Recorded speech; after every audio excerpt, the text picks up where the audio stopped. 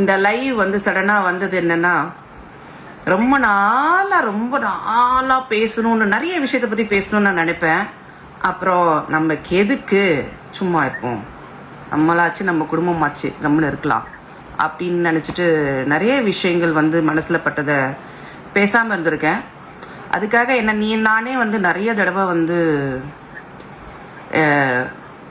என்னையே நான் வந்து திட்டிப்பேன். See why are you like this, சில விஷயங்கள் சொல்லணும்னு நினைக்கும்போது நீ ஏன் சொல்ல மாட்டேங்கிற அப்படின்னு. ஸோ இன்னைக்கு முடிவு பண்ணிட்டேன், சரி பேசலாம், நம்ம வந்து பேசணும், நம்ம பேசாமல் இருந்தோன்னா நல்லா இருக்காது அப்படின்னு. நிறைய பீடிகைலாம் போடல, நான் விஷயத்துக்கு வரேன். நான் social media is something very nice thing. ஆனால் ஒரு சிலரை அதை தூக்கி விடுது, ஒரு சிலரை வந்து டெஸ்ட்ராய் பண்ணிட்டு தான் இருக்குது அப்படின்றது நம்ம எல்லாருக்கும் தெரிஞ்ச ஒரு விஷயம்தான். இட்ஸ் அ கிரேட் என்டர்டெயின்மெண்ட், நமக்கு ஒரு பெரிய டைம் பாஸ், நமக்கு நிறைய விஷயங்கள் கற்றுத்தருது, அதே நேரம் நிறைய கெட்ட விஷயங்கள் நமக்கு கற்றுத்தருது. இது எல்லாமே நமக்கு நல்லா தெரியும். Social media is affecting us positively and negatively also. சில சமயங்கள் இதெல்லாம் விட்டுட்டு இங்கே ஓடி போயிடலான்னு கூட தோணும். நிறைய தடவை நான் இன்டர்வியூவில் கூட சொல்லியிருக்கேன். But then this is also a means of communication. இதில் வந்து நிறைய விஷயங்கள் வந்து நம்ம சொல்லலாம், சொல்லி புரிய வைக்கலாம். இதை வந்து கரெக்டான ஒரு சென்ஸில் நீங்கள் எல்லாருமே புரிஞ்சிக்கணும் அப்படின்னு நான் நினைக்கிறேன். அதனால தான் நான் இதை வந்து லைவில் வந்து சொல்கிறேன். I could have recorded this, edit பண்ணி எல்லாம் கூட நான் போட்டிருக்கலாம். அப்படி இல்லாமல் என்ன மனசில் பட்டதை வந்து ஓப்பனாக சொல்லணும் அப்படின்றதுக்காக தான் நான் லைவில் வந்து இப்போ சொல்லிகிட்ருக்கேன். விஷயத்தை பற்றி பேசுறதுக்கு முன்னாடி உங்கள் எல்லாருக்கும் ஒரு விஷயத்த நான் சொல்லணும். யூனோ, நான் ஓரளவுக்கு I have done my psychology, நான் படிச்சிருக்கேன். And I am a psychologist. I can analyse certain people. So அந்த வகையில் நான் வந்து I wanted to say about personality disorder. இந்த பர்சனாலிட்டி டிஸார்டர் வந்து நம்ம லைஃப்பில் நம்ம கூடவே இருக்கலாம். நிறைய பேர் they are very normal persons.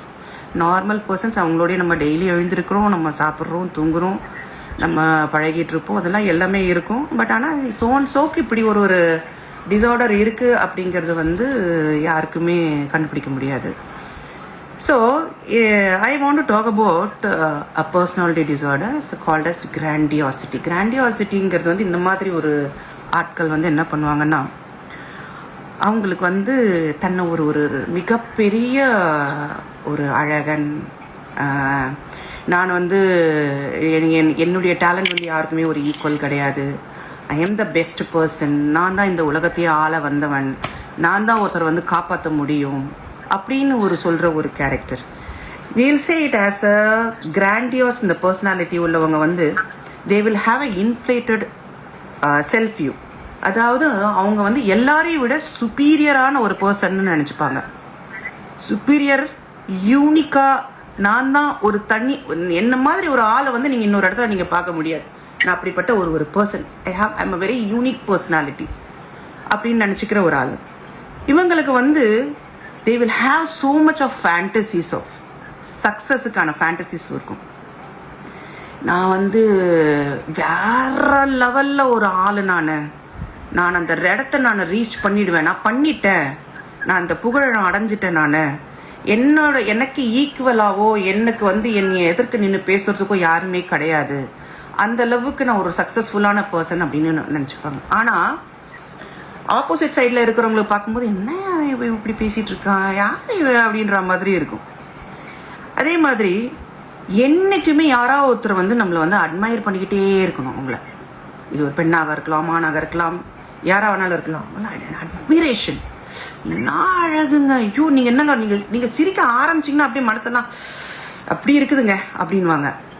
இல்லை நீங்கள் தாங்க இங்கே பெஸ்ட்டு, நீங்கள் உங்களை மாதிரி யாரும் நடிக்கிறதுக்கு ஆள் இல்லைங்க, உங்களை மாதிரி ஒர்க் பண்ணுறதுக்கு யாருமே இல்லைங்க, இந்த ஆஃபீஸில் நீங்கள் தாங்க பெஸ்ட் ட்ரெஸ்டு பர்சனாலிட்டிங்க. இப்படி இந்த அட்மிரேஷன் வந்து என்றைக்கும் எந்த நேரமும் எல்லா செகண்டும் எதிர்பார்த்துக்கிட்டே இருக்கிற ஒரு பர்சனாலிட்டி. இதில் என்ன உங்களுக்கு அப்நார்மலிட்டி தெரியுது? இட்ஸ் நத்திங் அப்நார்மல் இல்லை, இது வந்து ஒரு நார்மலான ஒரு விஷயம்தான்.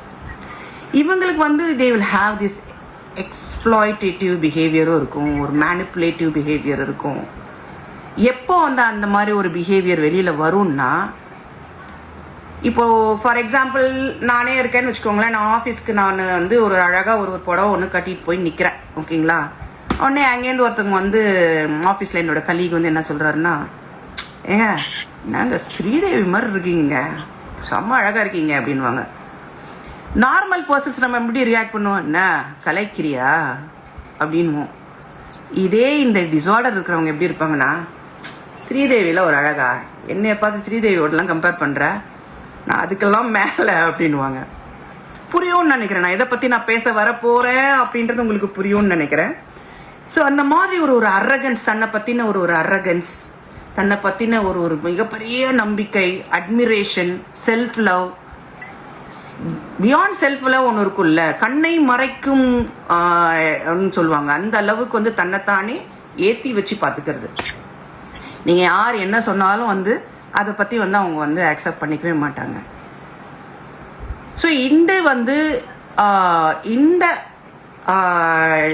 டிசார்டர் இருக்கவங்களுக்கு வந்து தே ஆர் நார்மல் பர்சன்ஸ். அவங்க வந்து ஒரு வேறு ஒரு லிஸ்ட்டில் கொண்டு போய் செய்யக்கூடாது. அவங்க நார்மலான ஒரு பர்சன், மக்களோட மக்களாக இருக்கிற ஒரு பர்சன். இது எப்போ வந்து ஒரு பிரச்சனையாக மாறும் அப்படின்னு சொன்னால், அவங்க நினச்சிட்டு இருக்காங்க தெரியுமா ஒரு விஷயங்கள், அந்த விஷயத்தை நீங்கள் தடுத்து நிறுத்தும் போதோ, எதிர்த்து பேசும்போதோ, குத்தி காமிச்சு பேசும்போதோ, கிண்டல் அடிக்கும் போதோ, கலாய்க்கும் போதோ டிஃபென்சிவாக ஆவாங்க. டிஃபென்சிவாக ஆகும்போது அவங்களுக்கு என்ன பண்ணுறாங்கன்றது தெரியாது. இதுக்கு அர்த்தம் வந்து இவங்க பிளான் பண்ணி தேர் உண்மையிலேயே வந்து எப்படி வந்து இவ்வளோ பிளைண்டாக தன்னைத்தானே நம்பிக்கிறாங்க அப்படின்னு நீங்கள் நினைக்கக்கூடாது. அது அப்படி தான், அதுதான் அவங்களுடைய பிரச்சனையே என்னன்னாக்கா, அவங்களுக்கு வந்து தான் இப்படி ஒரு பர்சனாலிட்டி அப்படின்றத அவங்க முழுமையாக நம்புறாங்க. நீ சொல்லணுன்றதுக்காக அவங்க அந்த நம்பிக்கையை வந்து தூக்கி போட்டுட்டு, ஓ அவங்க அப்படி சொல்றாங்களே, ஒருவேளை நம்ம அப்படி இல்லையோ அப்படின்னு நினைக்கிற ஆள் கிடையாது. ஸோ அதை வந்து நம்ம ஃபர்ஸ்ட் ஆஃப் ஆல் அதை வந்து நம்ம நம்பணும். நான் ராணின்னு நான் நினைக்கிறேன், அப்போ நான் வந்து ராணி தான். நீ சொல்றன்றதுக்காக நான் அந்த பாயிண்ட் ஆஃப் வியூ நான் வந்து மாத்திக்க முடியாது. அப்படிங்கிறது தான் ஒரு அந்த பர்டிகுலர் டிசார்டருக்கான ஒரு இருக்குது. I won't say it is a disorder also. அதுக்கு வந்து நிறைய காரணங்கள் இருக்கலாம். சின்ன வயசுல பயங்கரமா ஒரு சைல்ட்ஹுட்டில் வந்து மேபி நெக்லெக்ஷன், அம்மா அப்பா நெக்லெக்ட் பண்ணியிருக்கலாம். ஸ்கூலில் வந்து குறை சொல்லியிருக்கலாம், நெக்லெக்ஷன் இருந்திருக்கலாம், உருவ கேலி பண்ணியிருந்திருக்கலாம். த்ரூ அவுட் த லைஃப் வந்து அவங்களுக்கு வந்து ஒரு சரியான ஒரு ஃப்ரெண்ட்ஷிப்போ ஒரு ரிலேஷன்ஷிப்போ இல்லாமல் இருந்திருக்கலாம். ஸோ அப்போது தன்னைத்தானே வந்து ஒருத்தங்க வந்து ஒரு ஹையர் லெவலில் கொண்டு போய் வச்சுக்கிறது, யாருமே உன்னை வந்து மதிக்கிறப்ப I am so and so அப்படிங்கிறது, அது என்னைக்கு ரியலைஸ் ஆகும் அப்படின்னாக்கா, வென் சம் பீப்புள் இந்த மாதிரி கிண்டல் பண்ணும்போது, கலாய்க்கும் போது, அந்த மாதிரி சமயங்கள்ல அது மைண்டில் வந்துருக்கும் போது அப்போது அவங்களுக்கு அது வந்து ரியலைஸ் ஆகும். இதை வந்து இப்போ நான் எதை பற்றி நான் சொல்லியிருக்கேன்றது உங்களுக்கு நல்லாவே புரிஞ்சிருக்கும். இது மாதிரி ஒரு பர்சனை வந்து டிஃபென்சிவாக இருக்கும்போது அவங்க ரொம்ப கோவப்படுவாங்க, அடிக்கணும்னு போவாங்க, ரொம்ப வந்து டிஃபென்சிவாக பிஹேவ் பண்ணுவாங்க. ஏன்னா this is only reactive anger. நீங்கள் அவங்களுக்கு தகுந்த மாதிரி நீங்கள் பேசிக்கிட்டு ஃப்ளெக்சிபிளாக, அவங்களுக்கு தகுந்த மாதிரி சிரிச்சுக்கிட்டு ஃப்ரெண்ட்லியாக இருந்துட்டீங்கன்னா அதை வந்து அவங்க அஃபெக்டே ஆகாது. அவங்க வந்து நல்லா சைலண்ட்டாக, அவங்க ரொம்ப ஃப்ரெண்ட்லியாக இருப்பாங்க, நல்லா அழகாக பேசுவாங்க, ஒன்றுமே பிரச்சனை இருக்காது. When you become poking, provoking, குத்தி காமிச்சு பேசி அவங்கள வந்து கேஸ் லைட்டிங் பண்ணும்போது என்ன ஆகுது அப்படின்னா, அவங்களுடைய ஆங்கர் ரியாக்ட் ஆகும். அந்த ரியாக்டிவ் ஆங்கர்னு சொல்லுவாங்க. அப்போது அவங்க வந்து டிஃபென்சிவாக ஆகணும் அப்படின்ற பட்சத்தில் வந்து அவங்களுடைய வேறு ஒரு பிஹேவியர் ஒன்று வெளியில் வருது. So now you should have understood, இது மாதிரி ஒரு பர்சன்ஸுக்கு வந்து ஒரு நல்ல ஃப்ரெண்ட்ஷிப் அமையிறதோ, இல்லை வந்து ஆக்குபேஷனலாக, அதாவது ஒரு வேலை சைடில் எப்போவுமே ஏதாவது கான்ஃப்ளிக்ஸ் இருக்கும். எந்த ஒரு இடத்துலையுமே வந்து நிரந்தரமாக ஒரு வேலையில் இருக்க முடியாது. எந்த ஒரு ரிலேஷன்ஷிப்பும் ரொம்ப நாளைக்கு கூட சேர்ந்து இருந்து கண்டினியூ பண்ண முடியாது. இவங்க நானே ராஜா நானே மந்திரி, எல்லாமே அவங்க தான். அவங்கள யாரும் கொஷின் கேட்கக்கூடாது, அவங்கள யாரும் பதில் கேட்கக்கூடாது. அவங்க சொல்கிறது தான் சட்டம், அவங்க சொல்கிறது தான் உண்மை, அவங்க சொல்கிறத நம்ம நம்பணும். இப்போது இந்த நம்பரை நம்ம வந்து எப்போ முட்டாள் ஆகிறோம் அப்படின்னா, இவருடைய இந்த பிரச்சனையை புரிஞ்சிக்காம நம்ம அக்ரெசிவாக சண்டை போடும் போது அப்படின்னா எப்படி இந்த மாதிரி பேசலாம், எப்படி அப்படி சொல்லலாம், எப்படி அந்த மாதிரி நம்ம ஒத்துக்க முடியும் அப்படின்னு சொல்லும் போது தான் நம்ம பிரச்சனையில் மாட்டிக்கிறோம். Because we should understand we are in an understanding situation, we are in a better situation, not that person.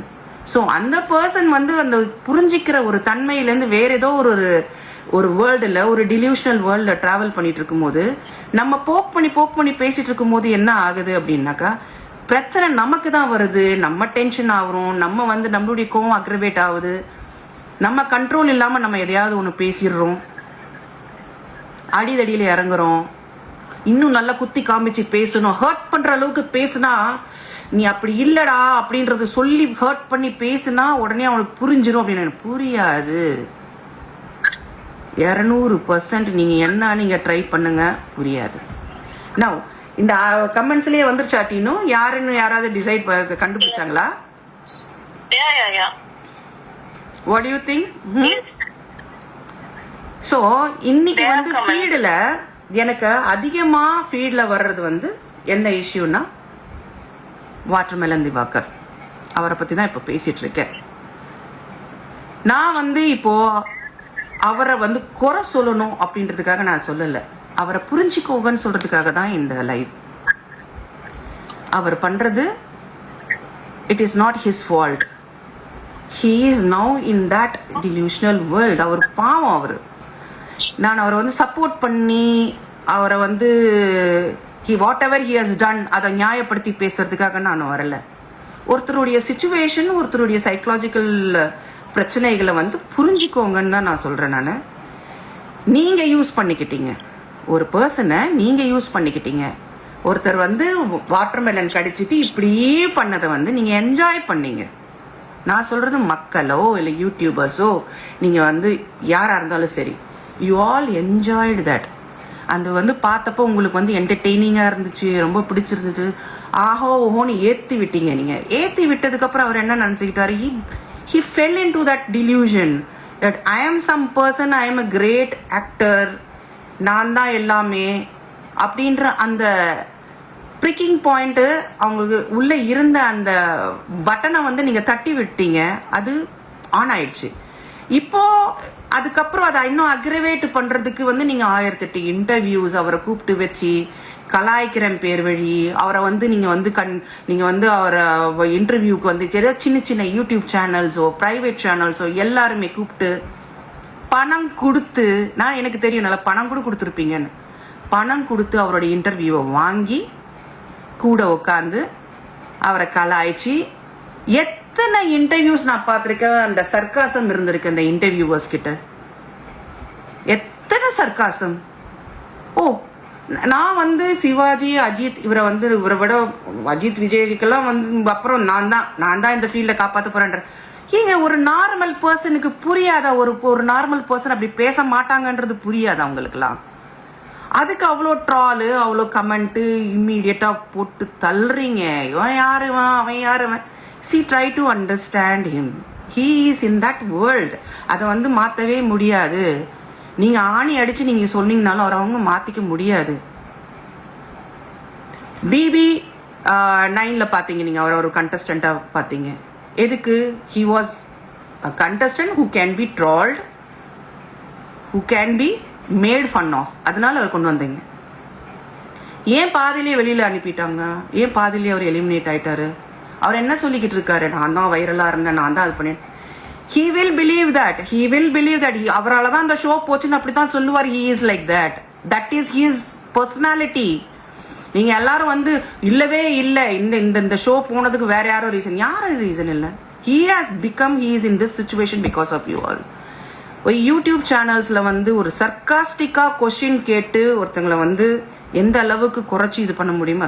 See, he is not a person who is dangerous. இப்போ நான் சொல்றேன், I am not protecting him. He is not a dangerous person. He is of a different personality. அவர் அப்படி இருக்காரு. Okay, let's come to the fact. இப்போ பிபியில் வந்து ஒரு நல்ல incident ஒன்று சொல்கிறேன்.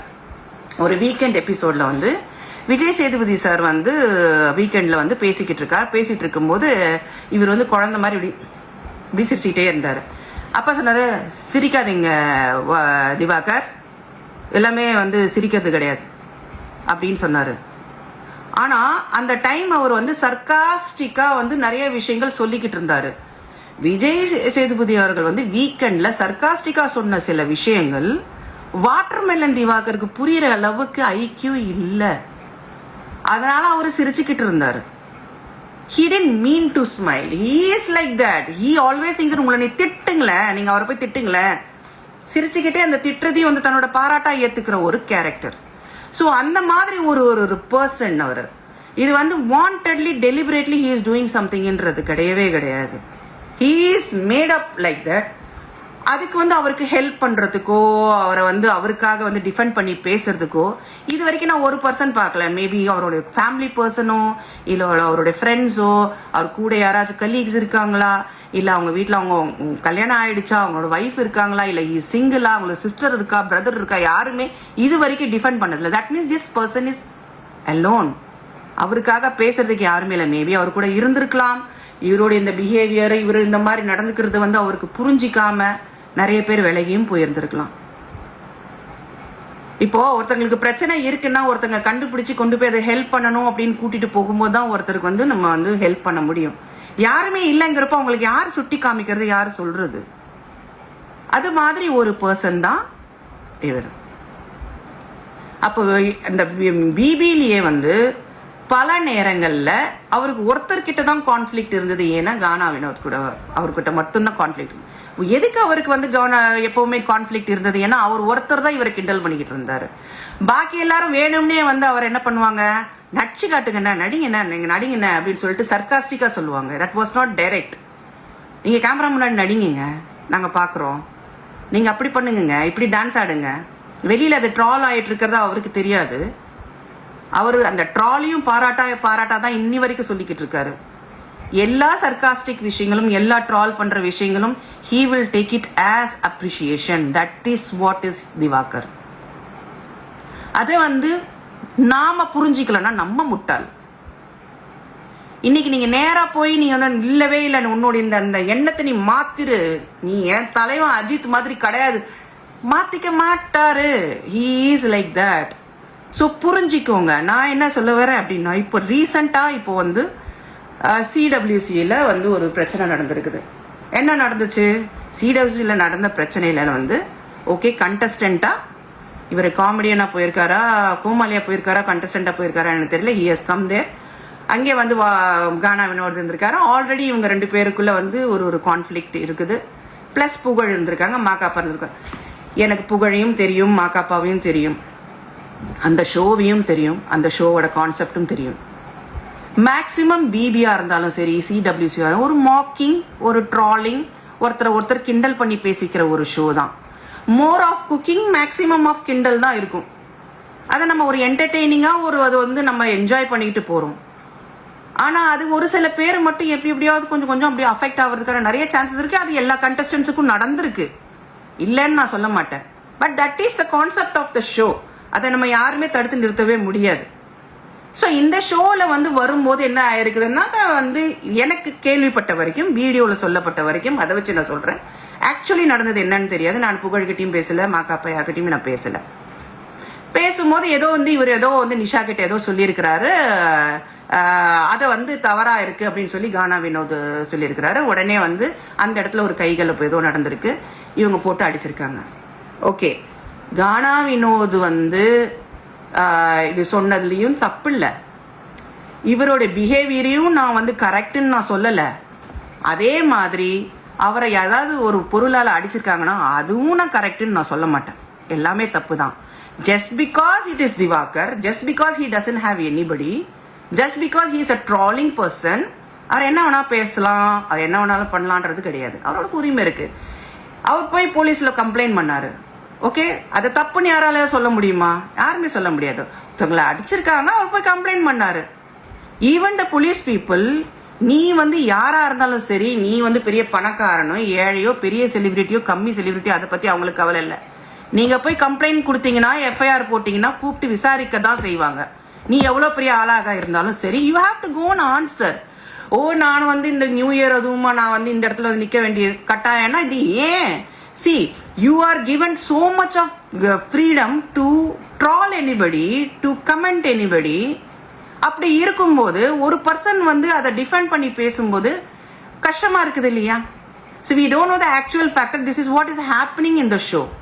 இது காமெடிக்கு பின்னாடி நிறைய விஷயங்கள் இருக்கு, நிறைய பிரச்சனைகள் இருக்குது அதுல.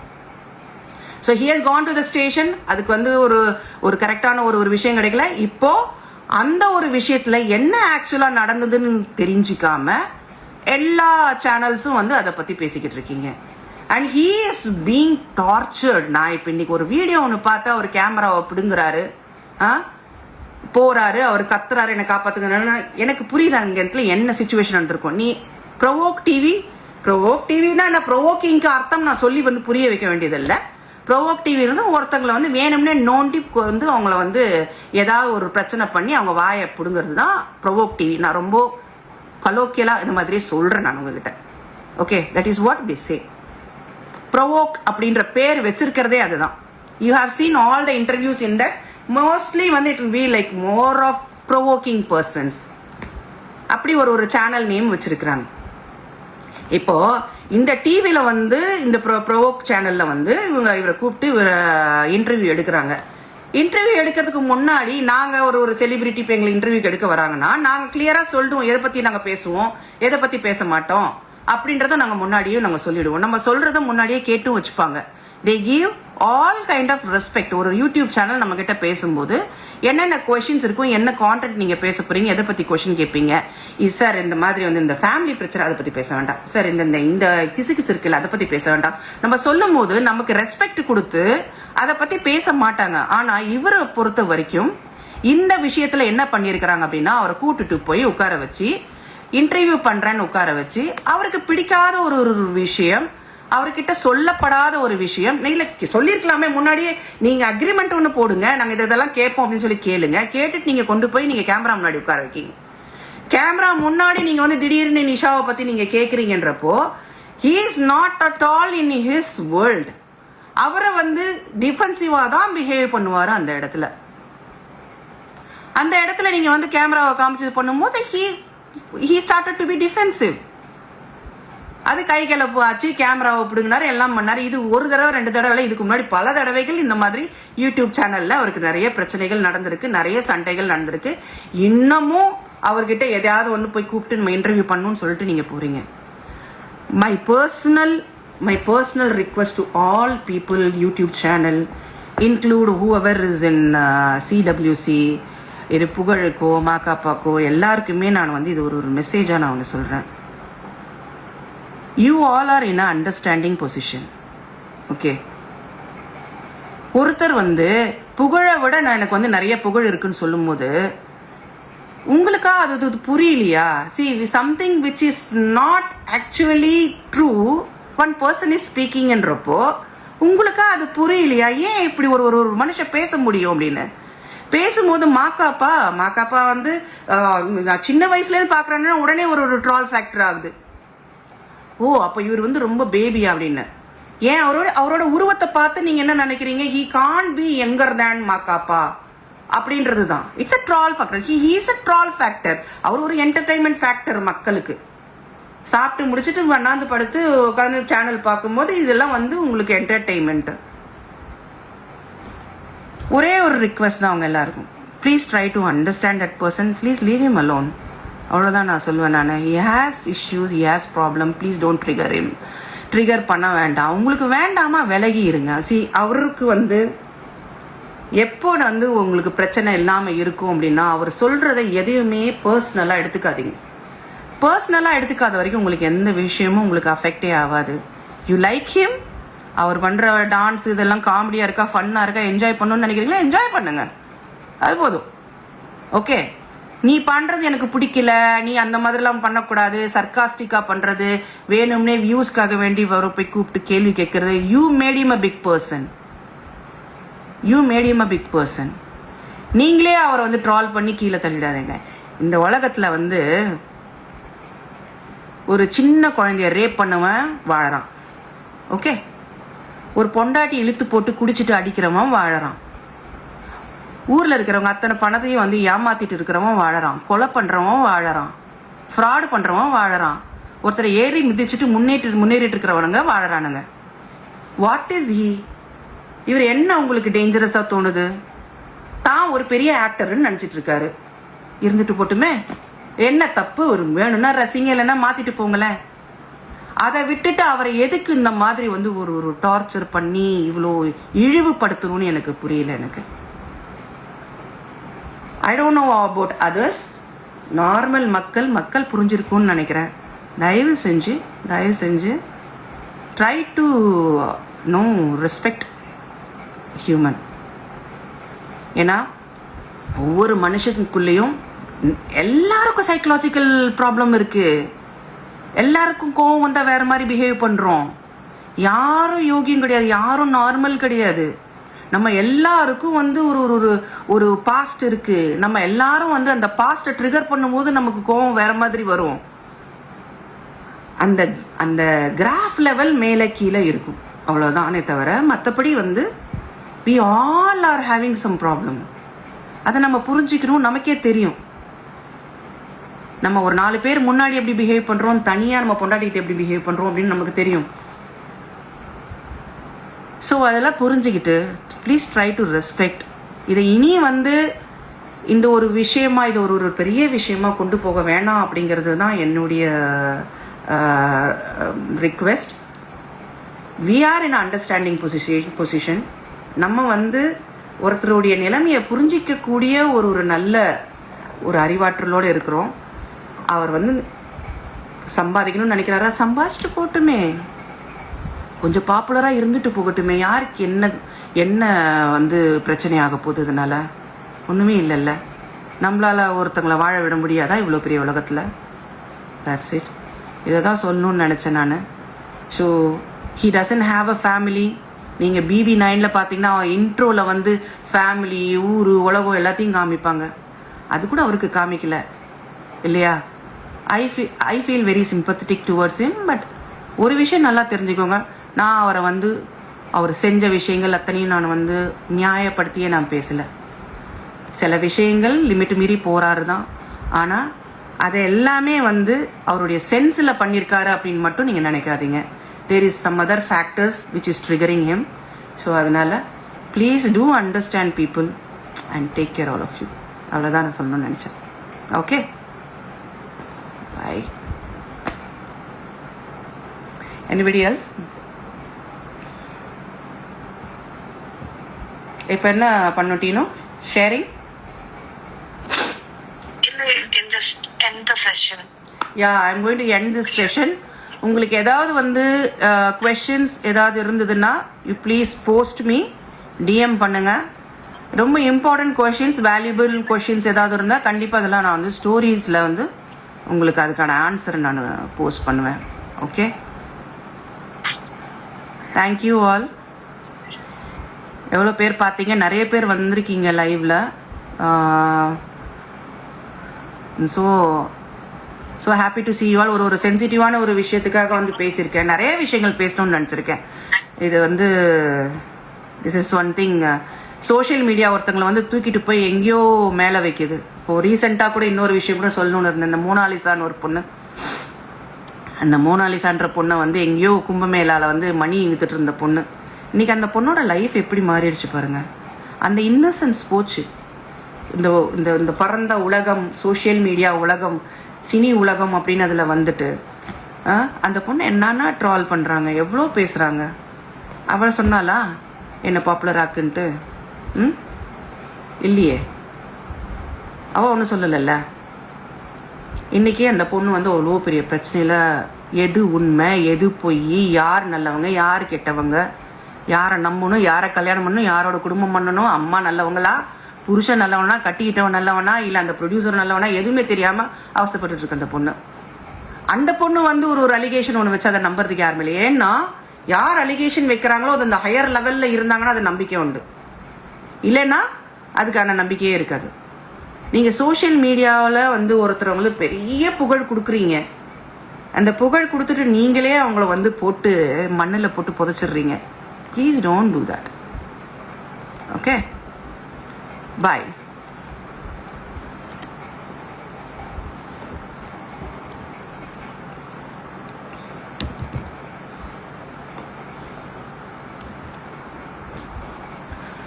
end